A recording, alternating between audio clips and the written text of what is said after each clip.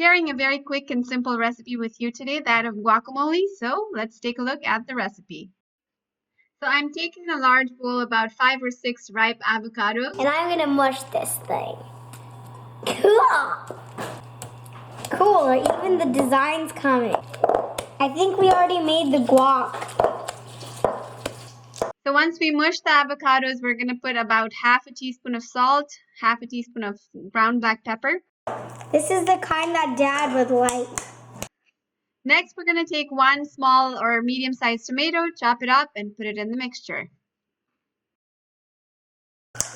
But I'm still chef, don't worry.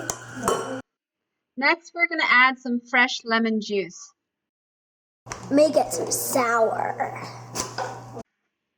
Next, you would add some chopped green coriander leaves and some jalapeños, but I have neither of those, so I'm going with some chopped green chilies here.